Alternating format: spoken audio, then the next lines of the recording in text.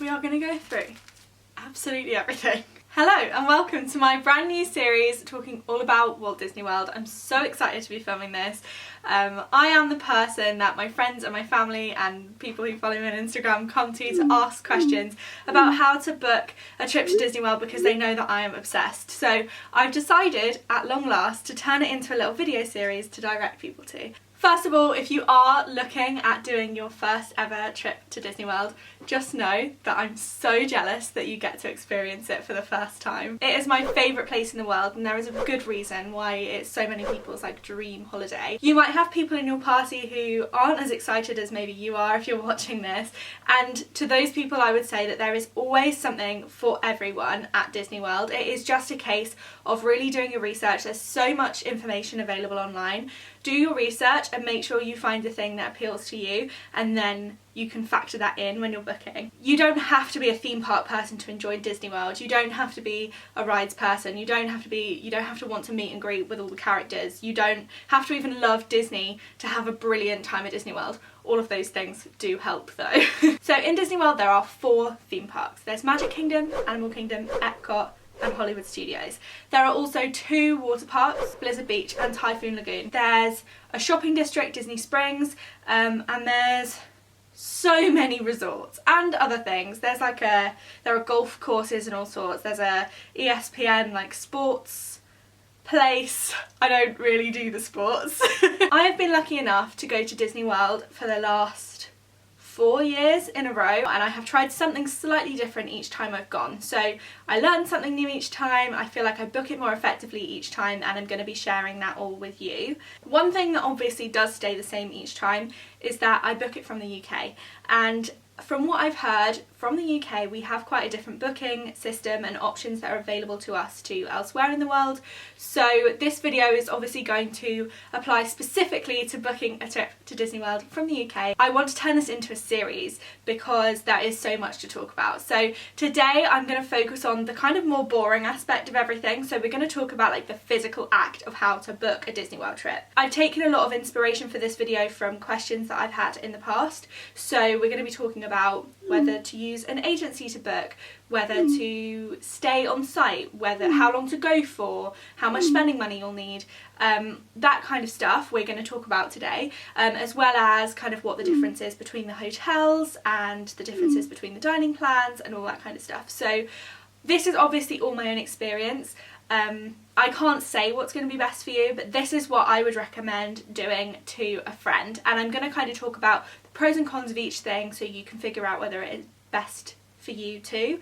But obviously if you do have differing opinions to mine, please leave them in the comments so that people can scroll down and have a little look at what other people think as well, because I think that will be really helpful. If you do have any more questions, make sure you leave them in the comments and I will either answer them in the comments if I can, or if it's a more long form thing then I might make a whole video about it, because I just love talking about Disney World, so to be honest, any excuse. But yeah, stick around if you like the sound of that series and you will be a Disney World expert in no time. So first of all, let's talk about who to book with. In the UK, from what I gather, you have kind of 3 main options, and those options are book through a travel agent, book through the Walt Disney Travel Company, and book each element separately. So the flight separately, the park tickets separately, the accommodation separately, etc., and then you can do it all yourself. I have done all of these things at some stage, but I do have a preference, which is the one that I go back to now. So obviously I'm not trying to tell you what to do at all. Can you tell I'm really not trying to tell you what to do? I'm just trying to help. So let's start off with booking everything individually. Now, an obvious pro to this is that you can really tailor it to exactly what you're looking for. So if you're not looking to just go to Disney World for however long, then this is a good way to kind of really figure out what it is that you want to do. You can really budget how much you want to spend on each amount, where you want to stay, everything. So in this option you've really got full control. Also, if you have a big group, there might be some aspects of it that you can get a really good rate for a big group booking. However, I would say that the cons to this option are that, especially if it's your first trip, that's a lot of work. There's a lot of paperwork, there's a lot that can go wrong. So those are my thoughts. So now let's look at booking it through a travel agent. Personally, I have been with Virgin Atlantic before, but I know that obviously there are a lot of other travel agents in the UK and elsewhere that will do this as a package holiday. I think a major pro to this is that you are able to speak to somebody who knows what they're talking about.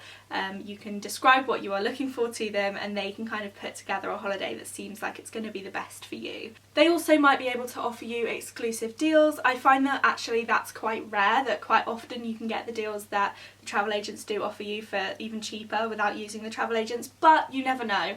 They might be able to offer you a special deal that they've got going on. And also another good pro of using a travel agent, I would say, is that if you are intending on moving around, say you want to go from Disney to Universal at some point, you want to move hotels or you want to move accommodation or whatever it is, they will be able to help you in figuring out what the best way to do that is. A con of that is that I've always found using a travel agent to be more expensive than figuring it out myself. Obviously, a lot of travel agents aren't like Disney World specific travel agents, unless you strike really lucky and you get one who is really enthusiastic about Disney World specifically.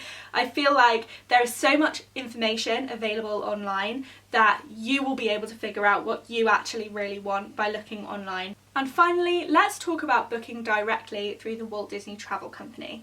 And by that I mean you go on the Disney World website and you book it all there. This is what I do and I will tell you why. First of all, you get to completely customise every part of your trip when you book it online, and I will go through that online booking process later on in the video and discuss each of the options and what they actually mean. But personally, I prefer to do it this way. I like to be able to look at the options myself, see exactly what they cost and select the one that I want. Another pro of booking through the Walt Disney Travel Company directly is that you can see exactly what the price is and there are no hidden costs. So I quite often do it with a dining plan and with accommodation involved. I'll talk about all of that later on, but basically that means that the price that I get at the end of that process really is the price of the holiday. The only thing that I normally need to add is the gratuities onto any meals. When you do get the price up, that number looks big. Because it is an expensive holiday whichever way you do this, but at least you know upfront what you're paying. Walt Disney Travel Company also offer the option to pay a £150 flat deposit and then you can pay the remainder of the balance I think any time up until about 2 months before you're due to go. Check that obviously before you book. So even if you're going with a big party, you can call separately as long as you've got the reference number and you can deposit amounts of money into that until it's all paid off. And the last reason is that Disney World customer service is the best customer service I've ever received. So I know how hard it can be to get in touch with a travel agent, or if you've booked all of them separately yourself, that can be even harder. But I know that when I book with Walt Disney Travel Company, I will be able to call them if I have a problem and they will help me to fix the problem.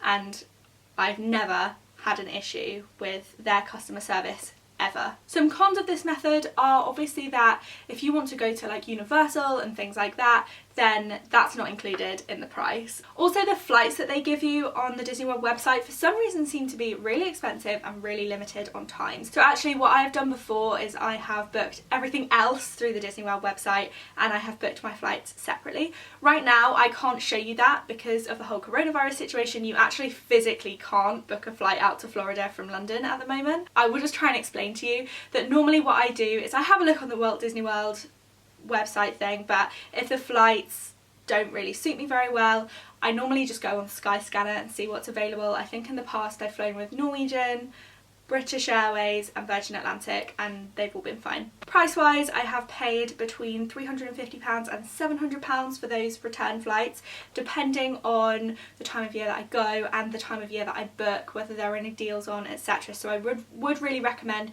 just kind of keep checking back for those flight prices. And the airport that you want to go into, the airport code for it is MCO, which I think is Orlando International Airport, and that's the one that's closest, and it's also the one that you'll get the Magical Express from, and I will give you more information on that in a minute. Okay, so what I'm going to do now is go on the Disney World website as if I'm about to book a trip, and I'm screen recording my phone so you can see it too, and I'm literally just going to talk through each option. Okay, so here first of all we have the option, as I said, of flights, hotel and ticket. I'm just going to go for hotel and ticket at the moment. You can add the dining plan onto that later on. Obviously I've explained the issues with flights, so I'm just going to look at hotel and park tickets at the moment. This is another question I get quite a lot: how long do I go for? So obviously this is really dependent on how long you can get off work, how big your budget is. There are so many factors that could determine this. The most amount of time I've been for is 3 weeks. The least amount of time I've been for is 10 days.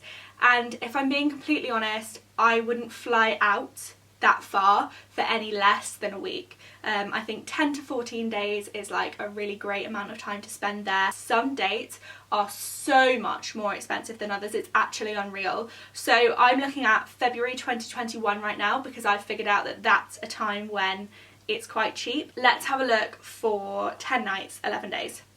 And then obviously you have to put in how many adults are going and how many children. I've got 2 adults here just because that's what I was most recently looking at, but obviously you can play around with that. From my understanding, the most number of adults that you will be able to have in a standard room is 4, and that will be 2 queen size beds. And then the least amount of people you can have in a room is 1, obviously. Why did I say children wise, I don't really know what the situation is, to be honest, but I imagine it's similar, 4 people to a room. Okay, so I'm going to click find prices. Now, here we have, this says that there are 23 options. These are all of the different Walt Disney World hotels. Now, I do always choose to stay on site. I have stayed off site in the past. There are lots of reasons why I stay on site, and I'm sure that there are also other blog posts and things from other people about there are reasons why they stay off site. But today I'm going to talk about the reasons why I stay on site. So the first one is very appealing to me, as silly as it sounds, and it is just that they will look after you. When I'm on holiday, the last thing that I want to be worrying about is if something breaks or if something goes wrong. And Disney World are so good at, as I keep saying, customer service, taking care of their guests. And because of that, if I've ever had a problem in a Disney hotel, they fix it. Another reason for me personally is that I like to be able to go back to my room in the middle of the day. At some point I like to get up early, do a lot, and then come back to my room when it's really, really hot, chill for a bit, have a shower, get changed, get ready for dinner, and then go out again in the evening and do it all again. I find that then you miss kind of the peak busy times of the parks too, which is really great. And at the end of the day, like, I am on holiday, so I do want to have a little bit of time to relax, and I feel like that would be a lot harder if the transport time was really long, or if I was paying a lot of money for taxis or for parking. I feel like that would make it not really possible to do it like that. So that's another thing about staying on site. The transport around the Walt Disney World property is free. You can't really walk between places, with a few exceptions, but there are free buses, free boats, they've got the new Skyliners now. You shouldn't need to pay for transport the whole time you're there, unless you want to. Sometimes I get a taxi from resort to resort if I'm going to a different hotel for breakfast or something. But generally speaking, you have no transport costs. Even your transport from the airport to your resort hotel is already sorted for you. You can get the Magical Express from inside the airport and it takes you straight to your hotel, and that takes between half an hour and an hour depending on where you're staying. Another huge perk is the extra magic hours, and this is where one or more of the parks will open for an hour or more, either at the beginning of the day or at the end of the day, every single day for Disney World Resort guests. This is really great if you're particularly interested in like a new attraction. When the Avatar area of Animal Kingdom opened, Flight of Passage had like a 4.5–5 hour queue some days. We got on their magic hours and we went straight through. Also, by staying in a Disney World Resort hotel, you have access to dining plans and other kind of like special features that you don't have access to if you stay off-site. You also will have early access to dining reservations and fast pass reservations when the time comes. There are so many different options in terms of room sizes and options and budgets. That for me, I have always found it to be more beneficial to stay on site. Plus then you get the benefit of all of the really fun themes, and just the experience of staying on site I think is really good fun, and you get to kind of have a look at all the different hotels and figure out which theme like you want to try out and stuff like that. It's just a really good experience, and I would really recommend staying on site if you can. Oh my god, this video is going to be maybe my longest video ever. I'm so sorry, I hope this is helpful. Right, so now we're looking at the hotels. There are 3 different tiers of hotel. There are the value tier hotels. They include like the Disney's Art of Animation, Pop Century Resort, stuff like that.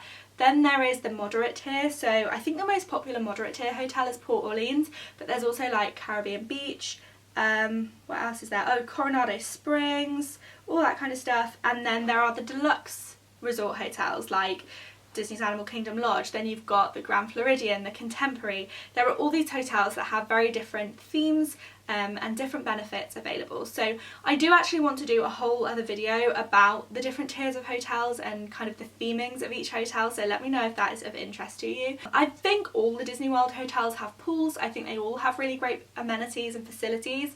I have stayed on one of each of these at least before, and I will say that even with the value resort, the service was really good. We had a really good time. It was very clean. I didn't have any complaints. The only real thing that was quite annoying was how long you would be waiting for buses to get into the parks, and then how long it would take on the buses to get around the parks. But that being said, actually we stayed in the Art of Animation a few years ago, which is the newest value resort, and we had a really great time. The theming was super fun, and also you are still like in Disney World. It's not going to take you that long to get anywhere.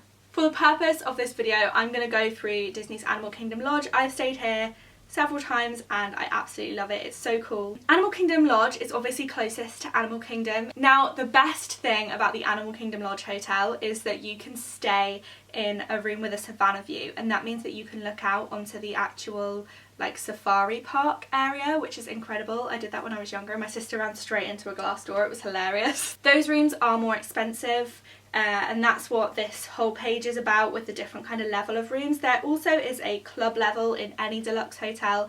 That comes with its own benefits. I'm not 100% sure what those are. Maybe I'll do another video about that. So I would say that the actual view of your hotel room probably doesn't make a huge difference to your holiday, but it is a really nice wow factor, especially if you're staying in the Animal Kingdom Lodge.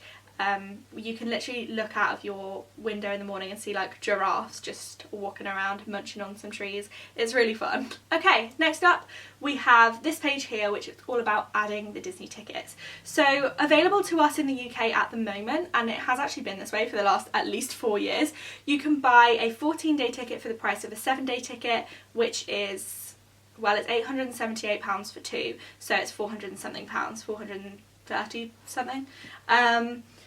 439. Maths, there we go. So next up we're going to look at the Disney dining plans. I would really recommend getting a Disney dining plan if you can, if your budget allows. I just find that there's absolutely no stress. You can basically feel like you're a kid because everything's already paid for, apart from like tips and gratuities, which is obviously a really big thing in the US. You have to pay gratuities if you eat at a table service restaurant.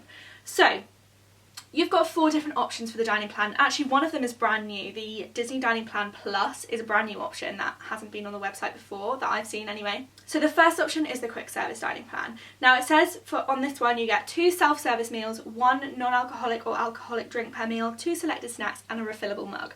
So a self-service meal isn't a buffet, although that is what it sounds like. It's basically like a fast food style meal. The snack credits are really great because they can be spent on so many different things. Disney World snacks are like one of my favourite things about it because there are so many different things to try, especially in Epcot. You can go around all the different countries and like try out the different snacks. Some of them are literally big enough to be a meal. You also get a refillable mug with any Disney dining plan, and what that means is you get this mug, it's got like a magnet thing in the bottom, and it means that you can refill it at any resort. So you can't fill it in the parks, but if you go to a different resort for breakfast or something like that, which is quite common, that's like something that a lot of people do, then you can fill up your mug and you can take it. They are quite leaky, so you kind of have to drink it like when you do it, but they're a good little perk and they're a nice little souvenir that you can take home. So the quick service dining plan works out at around £45 a day per person, which obviously does sound like quite a lot of money, but when you think about how expensive food is in the parks, and it is quite expensive, it seems a lot more reasonable. Also with quick service meals, you don't have to tip. Quick service, self-service, I accidentally alternate the phrases, they mean the same thing. The next plan, the Disney Dining Plan, it says here that you get 1 waiter service meal, 1 self-service meal and 1 non-alcoholic or alcoholic drink per meal, and 2 selected snacks and a refillable mug. So a table service meal is like a standard restaurant meal. I say table service, it used to be called table service. I will fluctuate between waiter service and table service. You get sat down, you get a waiter, you get a menu, These meals are always 3-course meals, obviously with the exception of breakfast. You can't have a 3-course breakfast. So this one would allow you to have one of those kind of more fast food style meals a day and one of the waiter service meals a day, and then 2 snacks. And the Disney dining plan costs £59.99 per adult or £22.99 per child per night. This one, the new one, the Disney Dining Plan Plus, I'm really excited by the idea of this. So you get 2 waiter service meals a day, 1 alcoholic or non-alcoholic drink and 2 selected snacks. The reason I'm really excited by this is because there are restaurants called signature restaurants which are absolutely incredible, like experience restaurants. So some of them are like rooftop restaurants where you can look and see the fireworks over Magic Kingdom if you book at the right time. There are some absolutely like incredible restaurants in terms of the food. They're like better than any food I've ever eaten in my life, and they're just brilliant experiences and they're so lovely, and it's such a nice way to kind of like sit down and unwind. But those signature restaurants, they take 2 credits, 2 table service credits. So with the Disney Dining Plan, you've never really been able to do those before, whereas now that you have the Disney Dining Plan Plus, those are an option if you just want to have like a snack for like breakfast and lunch and then have like an early dinner or whatever. That would be a really good option, especially if you like pick your snacks wisely, etc. Obviously with those table service credits you do have to pay gratuities. However, with any table service meal credit you can switch it out for a quick service meal credit if you'd prefer. So if you're by the pool one day and you just want to get like some chicken nuggets or whatever from the pool bar, then you can do that as a quick service meal. The Disney Dining Plan Plus costs £72.99 per adult and £26.99 per child per night. And lastly, we have the Deluxe Dining Plan. I have done this before and it is quite a splurge, but oh my god, you get to do some incredible things and eat some incredible food. So with the Deluxe Dining Plan you get 3 meal credits a day, so those are table service credits, but you can use them either for fast food or for normal sit-down meals. 3 a day means that you can do 1 sit-down breakfast and then a signature. The only thing with this one is that you will always end up with extra credits, or I always have in my experience. I've never once been on a trip and used all of the credits in the deluxe meal plan. The experiences that you get are absolutely incredible, but it's definitely too much food for me. And lastly, that deluxe dining plan costs £89.99 per adult and £35.99 per child per night. So for today I'm going to do the Disney Dining Plan Plus because it's new and fun and I've never done it before.